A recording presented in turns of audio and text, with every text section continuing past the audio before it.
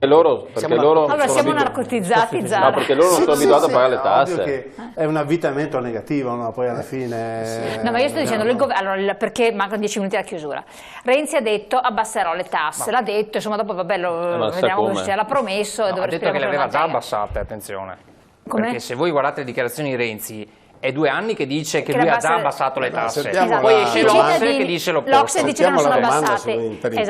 I cittadini dicono non abbiamo avuto questa percezione, infatti si sta arrabbattando a dire come succede, che come mai i cittadini non hanno questa percezione di abbassamento delle tasse. Quindi è stata questa... Adesso dice andiamo a toccare i premi produttività, andiamo a toccare l'IRPEF. Non lo so, tanti provvedimenti possono essere utili nel sistema Italia, non Veneto, il sistema Italia. Io non credo sia percorribile la strada a breve dell'abbassamento delle imposte, perché se non si creano posti di lavoro non aumentano la parte contributiva. Però può essere un sistema, perché i cittadini hanno un po' di respiro, le imprese hanno un po' di respiro.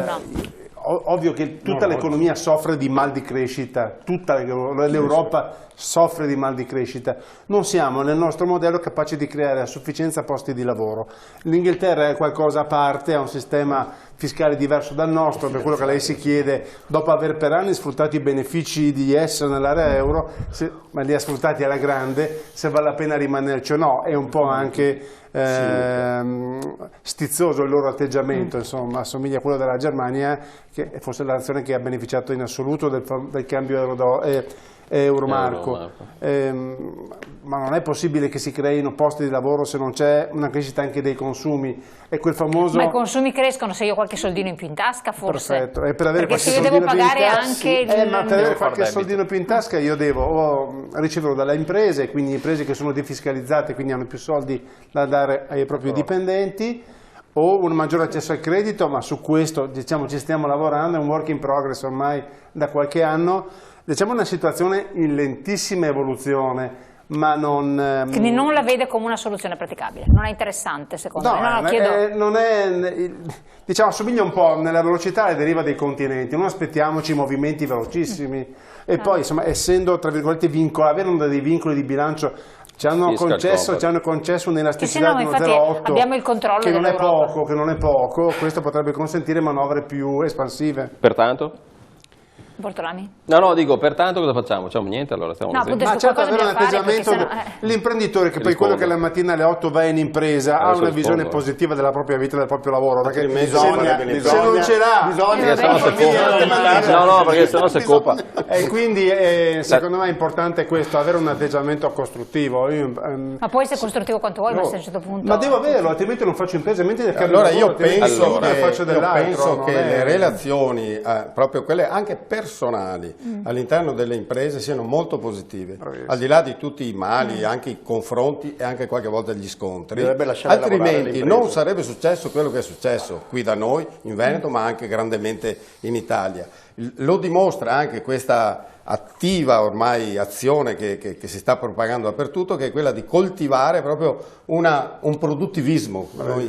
È un concetto delle origini del nostro sindacato, che è quello di lavorare tutti per un bene comune che è l'impresa. Perché nell'impresa c'è il mio reddito, c'è il mio lavoro e c'è anche il guadagno. Il reddito di chi lavora. Questo è molto importante. Certo che fuori ci sono tuoni e fulmini, e i tuoni e fulmini, guardate, non sono tutte le robe che può fare o non può fare un governo. Sicuramente il governo ne può fare. Finanza, abbiamo detto, energia, non ne abbiamo parlato, ma si sa, no?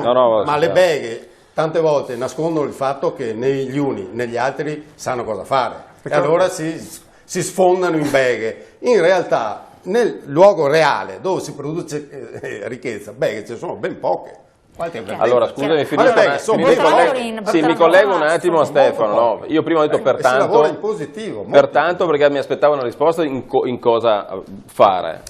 A mio avviso bisogna che purtroppo, visto che siamo collegati a doppia mandata con l'Unione Europea, per qualche anno, per fare delle politiche macro, logicamente, allentino quello che è il fiscal compact e i rating delle strutture finanziarie che possono rilasciare il credito. Se non si fa questo, perché noi in Italia non possiamo fare niente se abbiamo leggi che ci imperano, ok? Per cui se noi, ma l'Unione Europea, perché se no neanche l'Unione Europea poi va bene, perché l'Italia pesa troppo nell'Unione Europea, non siamo la Grecia noi, chiaro? Se muovi una paglia in Italia non è come una paglia in Grecia. Esatto, su quello sono d'accordo con te. Assolutamente. Allora, per cui bisognerebbe, proprio per abbassare l'imposizione, togliere momentaneamente quelle soglie che ci bloccano per far questo, perché comunque deve essere accompagnata da una riduzione di spesa superflua, non sul sociale, non sul previdenziale, che comunque abbiamo versato, e comunque fiscale è necessaria. Come dicevo e ribadisco nuovamente, non è possibile che noi qua paghiamo un IVA 22, altri stati 18-19, oppure noi abbiamo tassazione 70, la Francia 40, la Germania 30, l'America 20, ma l'America occidentale, scusatemi. Cioè, o uniformiamo, perché se no un'azienda chiaro che va all'estero piuttosto sta in Italia, per cui il costo del lavoro, allora se c'è un'Unione Europea di fatto ci deve essere anche di diritto e anche quello fiscale. I Carinzia non sono mi sorprendo da solo ad essere d'accordo con un sindacalista, giuro. Mi preoccupi, mi preoccupi, io non so se ti saluto più. Non preoccupare, no, a parte le battute. No, vabbè, ma insomma, allora, basta è avere verissimo, buon senso, non c'è lavoro senza impresa. O cominciamo a capire questo, diciamo, cosa semplicissima, non c'è lavoro senza impresa, perché il posto di lavoro non lo creiamo per decreto legge, a differenza che qualcuno lo ha pensato, ma dobbiamo creare appunto opportunità perché le imprese appunto abbiano la possibilità di crescere, di svilupparsi e per questo appunto dare posti di lavoro. Io dico, e chiudo qui la mia partecipazione a questa puntata, in maniera molto british, cioè io dico che lo Stato è il problema, mai la soluzione. Ricordate questo. Più togliamo lo Stato e più diciamo liberalizziamo le questioni. Mi preoccupo adesso. Aiuto. Mi preoccupo io. Ma perlomeno per voi due oggi è servita. Le imprese nel creare, nel far lavoro, perché i problemi non nascono all'interno dell'impresa, è tutto quello che è attorno all'impresa che crea problemi, i lacci, i lacciuoli, le catene che abbiamo. No, perché dentro l'impresa risolviamo i problemi. Lasciateci lavorare. Punto. Sì, quello è vero, Luciani, quello è vero, no, fermo Lazzaro, lei Luciani perché siamo in chiusura. Beh, condivido appieno l'analisi. Lo Stato è così, nel senso lo Stato oggi è a tutti gli effetti il problema del paese stesso, per cui una riforma dello Stato vero, una riforma anche della tassazione vera ci permetterebbe di avere un futuro di nuovo. Quindi il tema della tassazione unica, 15%, è proprio questo, cioè ad armi pari lottiamo. L'auspicio di avere un'Europa che abbia una tassazione unica, una legge unica, magari sarei il primo a firmarla. Oggi l'Europa è l'Europa delle banche, non è di certo un auspicio per il futuro sicuramente. Siamo arrivati alla chiusura. Posso fare una battuta? Mi basterebbe anche il 25, non il 15. Se volete facciamo la contrattazione. Sì, dai. Facciamo una contrattazione sindacale. Per quanto riguarda il discorso dei premi di produttività, vi è da dire che è giusto mettergli mano, detassarli, perché comunque le aziende cosa fanno? In genere rimborsi chilometrici, fasulli e altro. Quindi il punto è però, se non ci sono soldi, quali premi dà l'azienda? Quindi l'azienda se non ha lavoro non dà soldi. Il discorso della giustizia sociale, no, è anche emerso. Abbiamo parlato quindi dell'importanza comunque anche che sia giusto anche aiutare coloro che erano precari col tempo indeterminato, però stanno esplodendo i voucher.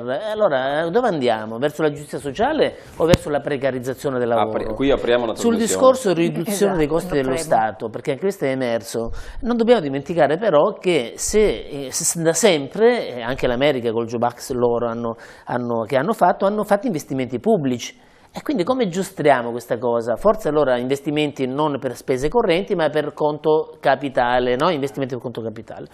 La madre di tutte le battaglie è lo sviluppo, perché se la coperta è corta non ne veniamo fuori. Più sviluppo, quello che è emerso è quindi che quelle aziende che sviluppano sono quelle che internazionalizzano e che bisogna secondo me sostenerle, perché non basta quello che viene fatto, dobbiamo aiutarle di più queste aziende che producono. Vi è da dire una cosa però, no? Aumenta il PIL, aumenta un pochino, stiamo un po' meglio, ma non aumentano i posti di lavoro. Cosa vuol dire? Che bisogna lavorare sull'innovazione. Vuol dire che il mondo del lavoro sta cambiando.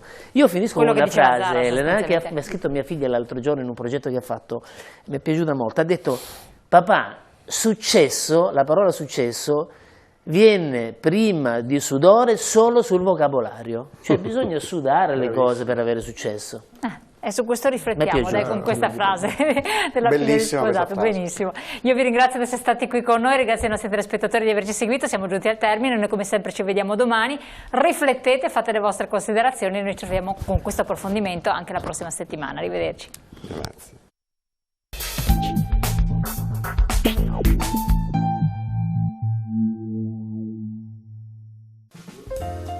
Luigi Sposato, presidente Eurointerim. Andiamo su un'altra piattaforma, andiamo quindi su internet e parliamo di qualcosa di estremamente importante e innovativo per le aziende che vogliono farsi conoscere, far conoscere e vendere i propri prodotti all'estero, ovvero Bravo Italia è un marketplace di Eurointerim Servizi SPA e del gruppo quindi Eurointerim Agenzia per il Lavoro. Intende dare la possibilità a coloro, quindi piccole e medie aziende, che hanno un prodotto italiano, quindi Made in Italy valido, e viene data la possibilità di poter metterlo in vetrina e farlo individuare e riconoscere nel mondo.